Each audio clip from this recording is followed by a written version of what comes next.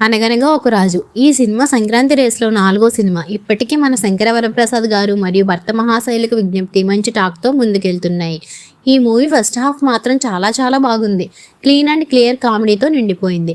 ఎలాంటి వల్గారిటీ లేకుండా సహజంగా వచ్చే కామెడీతో ఫస్ట్ హాఫ్ మొత్తం మనం నవ్వుతూనే ఉంటాం.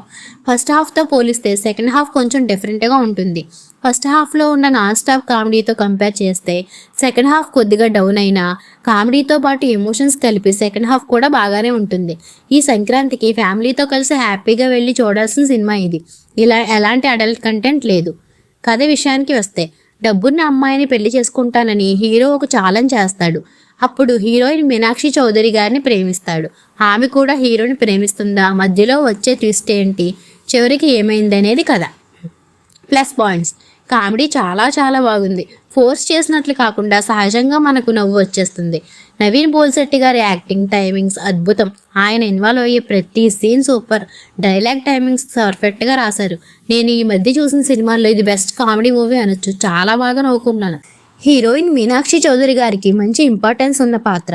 ఆమె కూడా చాలా బాగా నటించారు. మిగతా క్యారెక్టర్స్ అందరూ తమ పాత్రలకు న్యాయం చేశారు. సినిమాటోగ్రఫీ బాగుంది. మిక్కీ మేయర్ గారి మ్యూజిక్, పాటలు మరో పెద్ద plus point. Minus points: story ఫ్రెష్గా లేదు, కథ ప్రిడిక్టబుల్గా ఉంటుంది.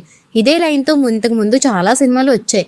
సెకండ్ హాఫ్ ఇంకాస్త ఎంగేజింగ్గా ఉంటే ఇంకా బాగుండేది. విలన్ పాత్ర పెద్దగా ఇంపాక్ట్ ఇవ్వదు. ఫైనల్గా ఈ సంక్రాంతికి ఫ్యామిలీతో కలిసి వెళ్ళి హ్యాపీగా నవ్వుకుంటూ చూసే సినిమా ఇది.